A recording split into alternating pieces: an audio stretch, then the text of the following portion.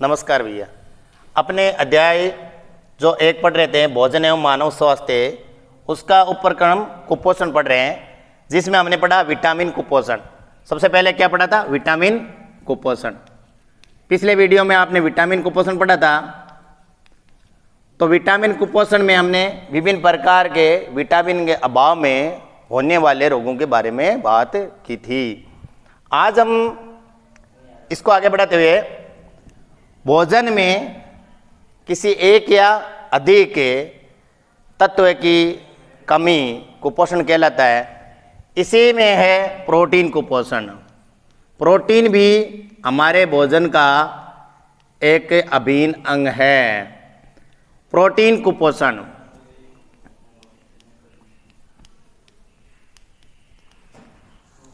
देखिए भैया, इसके अगला पॉइंट पढ़ेंगे, वो होगा खनिज कुपोषण।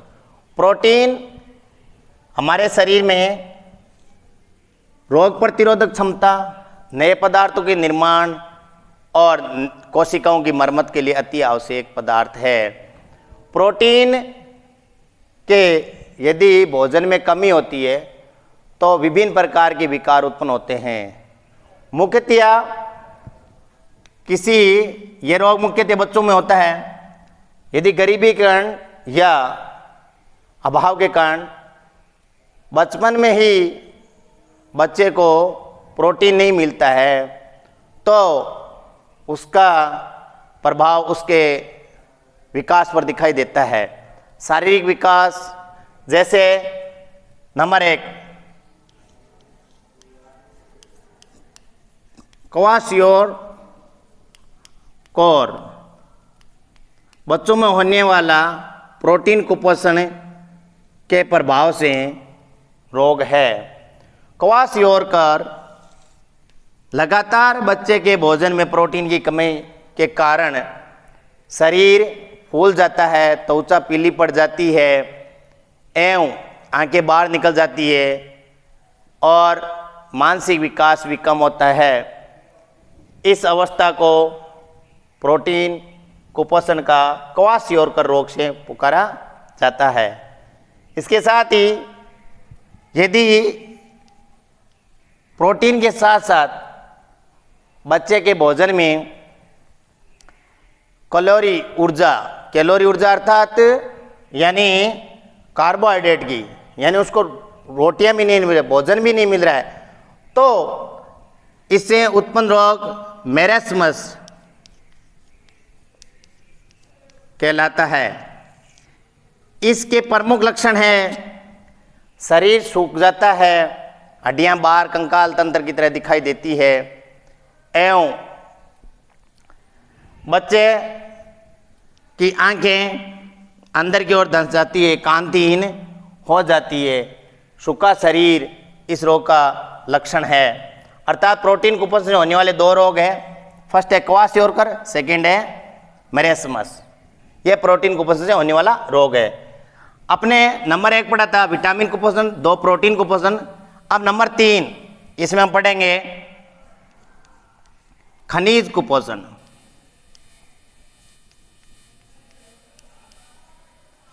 खनिज कुपोषण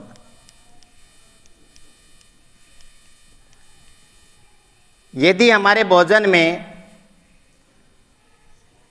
कई प्रकार के खनिज जो होते हैं, जो आवश्यकता पूर्ति करते हैं शरीर की, उनकी बहुत कम मात्रा की जरूरत होती है, परंतु अल्प मात्रा में होते हुए भी बहुत अनावश्यक कार्य करते हैं। परंतु यदि हमारे भोजन में लगातार किसी खनिज की कमी होती है तो उससे होने वाले कार्य प्रभावित होते हैं। जैसा कि हमने कई कक्षाओं में पढ़ा है, हमारे शरीर में रक्त का निर्माण है जिसमें लाल रुधिर कणिकाएं, उसका मुख्य लाल रंग होने का कारण होता है हीमोग्लोबिन। कौन सा वर्णक? हीमोग्लोबिन। हीमोग्लोबिन नाम का वर्णक है, यह श्वसन वर्णक कहलाता है।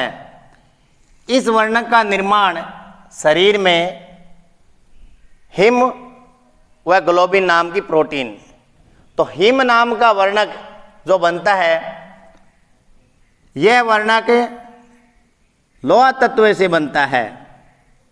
केंद्रीय भाग किसका होता है? लोहा तत्व। अर्थात लोहा तत्व आयरन, आयरन एक खनिज तत्व है जो भोजन के साथ हमें प्राप्त होता है, पत्तेदार सब्जियां आदि से। तो आयरन हमारे शरीर में हीमोग्लोबिन के निर्माण के लिए आवश्यक है। यदि आयरन की मात्रा किसी व्यक्ति, पुरुष स्त्री को नहीं होती है पूर्ति, तो उसमें लाल रुधिर कणिकाओं की कमी आ जाएगी, जिसके प्रभाव से, अभाव से एनीमिया, रक्त क्षीणता रोग हो जाता है। इसी प्रकार हमने पढ़ रखा है कैल्शियम। कैल्शियम नाम का तत्व है हमारे शरीर में अस्थियां एवं दांत के निर्माण के लिए अति आवश्यक है। यदि कैल्शियम की कमी हो जाती है तो हड्डियां कमज़ोर व भंगुर हो जाती है, और विटामिन डी के साथ इसकी कमी होने से रिकेट्स यानी सूखा रोग हो जाता है। इसी प्रकार एक प्रमुख जो तत्व है आयोडीन। आयोडीन हमारे शरीर में, आयोडीन ये था लोहा आयरन, दूसरा क्या था? कैल्शियम।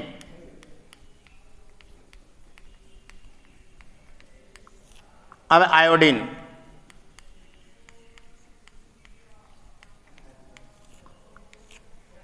आयोडीन ऐसा खनिज तत्व है जो हमारे शरीर की अंतःस्रावी ग्रंथि थायराइड ग्रंथि द्वारा थायरोक्सिन हार्मोन निर्माण को प्रेरित करता है। यदि लगातार भोजन में आयोडीन की कमी रहती है तो थायरोक्सिन का निर्माण नहीं होता, जिसके फलस्वरूप आयोडीन की कमी अर्थात थायरोक्सिन की कमी से होने वाले रोग उत्पन्न हो जाते हैं। जैसे प्रमुख रोग है घेंघा, घेंघा या गलगंड रोग। यह ऐसा रोग है जिसमें व्यक्ति के गला फूल करके बाहर आ जाता है और ऑक्सीजन की शरीर में अवस्थाएं कमज़ोर हो जाती है, जिससे ऊर्जा नहीं मिलती। वर्तमान में थायराइड से संबंधित बहुत सारे रोगी हैं। यह आयोडीन हमें नमक के साथ प्राप्त होता है। इस प्रकार से कुछ अन्य तत्व है जिनकी हम सारणी द्वारा भी बात करेंगे, जो हमें कहाँ से प्राप्त होते हैं और उनके क्या प्रभाव। जैसे आप इसी पार्ट के अंदर एक सारणी देखेंगे जिसमें सोडियम, पोटेशियम और फास्फोरस नाम के तत्व हैं जो खनिज के रूप में हमें प्राप्त होते हैं। सोडियम व पोटेशियम ये हमारे शरीर में सोडियम की पूर्ति नमक NaCl, समुद्री खाद्य पदार्थ शैवाल आदि से होती है। मुख्यतः यह तत्व हमें पर्याप्त मात्रा मिल जाता है। NaCl अर्थात नमक, सोडियम क्लोराइड साधारण नमक, परंतु इसकी कमी होने पर शरीर में तंत्रिकाओं के अंदर सूचनाएं प्रभावित होती है, मांसपेशियों के संकुचन की प्रक्रिया प्रभावित होती है एवं विद्युत अपघट्य और शरीर का संतुलन बनाने में परेशानी होती है। ऐसा ही दूसरा है पोटेशियम। यह मुख्यतः सभी प्रकार खाद्य पदार्थों से हमें प्राप्त होता है, परंतु इसकी कमी होने पर ऐसे ही रोग जो लक्षण हैं दिखाई देते हैं, जो कि सोडियम की कमी से होते हैं। विद्युत अपघट्य, शरीर का संतुलन बनाना, ये सब नहीं हो पाता। फास्फोरस एक ऐसा तत्व है जो कैल्शियम के साथ मिलकर के कैल्शियम फॉस्फेट बनाता है और हमारे हड्डियों और दांतों को मजबूती प्रदान करता है। ये भी हमें विभिन्न प्रकार के खनिज पदार्थों से प्राप्त होता है। तो यह था खनिज कुपोषण। हमें आगे पढ़ेंगे जल ही जीवन है, क्योंकि हमने संतुलित भोजन के 6 प्रमुख अवयव पढ़े थे। पहला था कार्बोहाइड्रेट, दूसरा विटामिन, तीसरा प्रोटीन, चौथा खनिज तत्व, पांचवा जल। तो अब हम इसमें पढ़ेंगे जल ही जीवन है।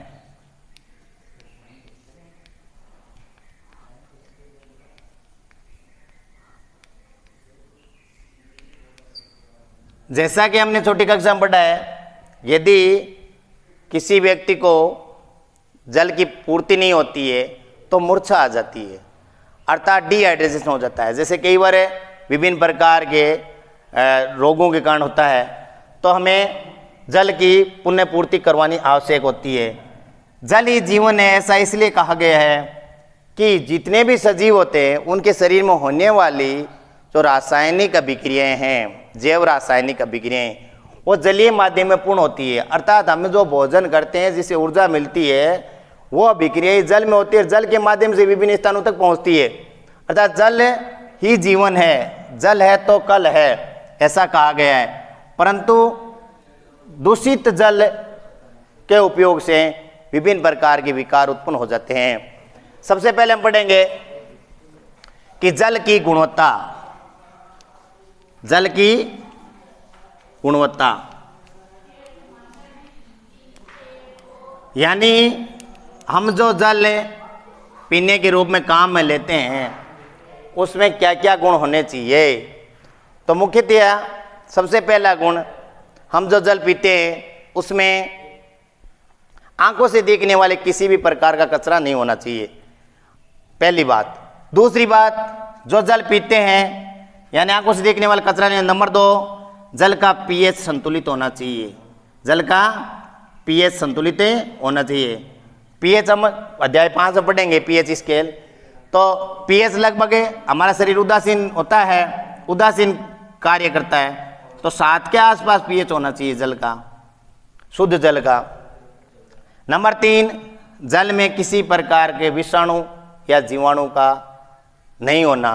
नंबर 4, एक महत्वपूर्ण है, नदियों का जल वगैरह में कोलीफॉर्म नाम का एक जीवाणु पाया जाता है, वो बिल्कुल अस्वीकार्य है, होना भी नहीं चाहिए। इसके साथ जल में अधिक लवणों की उपस्थिति एवं विभिन्न हानिकारक धात्विक तत्वों की उपस्थिति जल को दूषित करते हैं।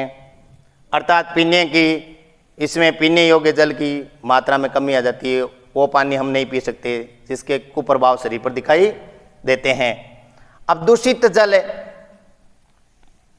दूषित जल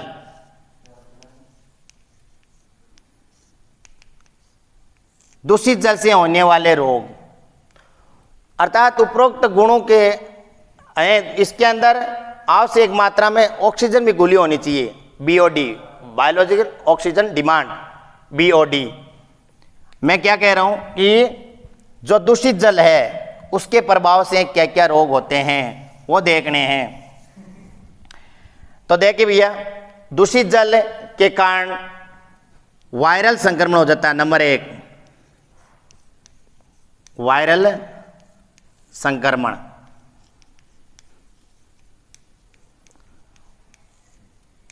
यानी पीने वाले पानी में यदि वायरस की उपस्थिति होती है तो असंख्य रोग बच्चों में दिखाई देते हैं, जैसे पोलियो, बच्चों में होने वाला खतरनाक रोग पोलियो, पीलिया, टाइफाइड,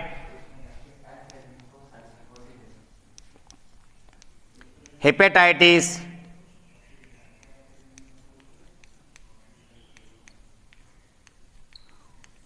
फ्लू आदि रोग हो जाते हैं वायरसों के संक्रमण के कारण। इसी प्रकार जल में यदि कई कीड़े कर्मियाँ होती है जिसके कारण भी रोग होता है। हमारे राजस्थान में पहले जब लोग तलाइयों का कच्चा पानी पीते थे उसके कारण एक प्रमुख रोग होता था जो कृमि जनित था, वह है नंबर 2, कृमि जनित रोग।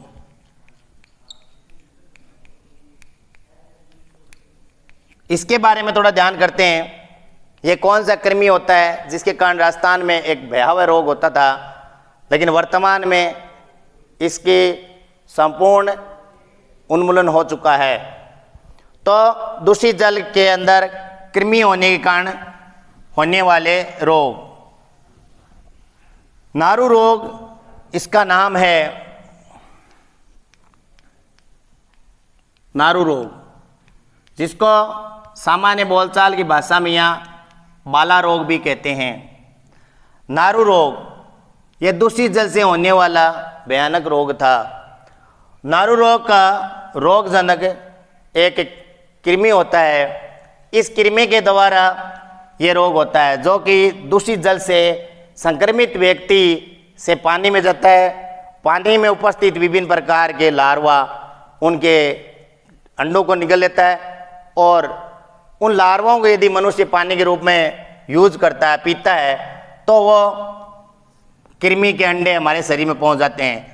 उस कृमि का वैज्ञानिक नाम है ड्रैकनकुलस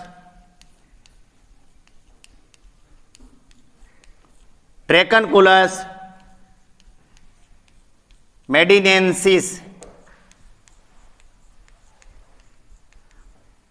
ड्रैकनकुलस मेडिनेंसिस नाम का रोगजनक होता है नारू रोग का।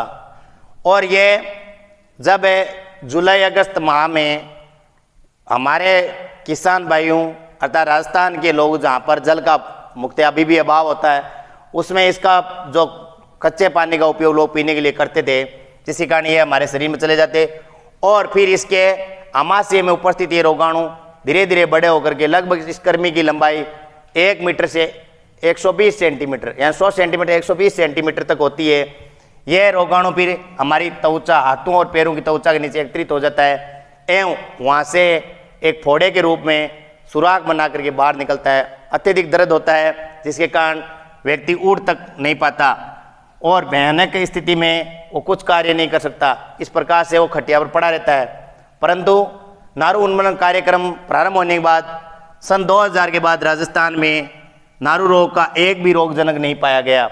ये हमारे लिए एक प्रशंसा की बात है, सौभाग्य की बात है कि इसका पूर्णतया उन्मूलन हो गया है। तो दूषित जल से विभिन्न प्रकार के प्रभाव हमारे शरीर पर पड़ता है। अगले वीडियो में हम मोटापा एवं अन्य जो नशीले पदार्थ एवं मानव स्वास्थ्य के बारे में बात करेंगे। धन्यवाद।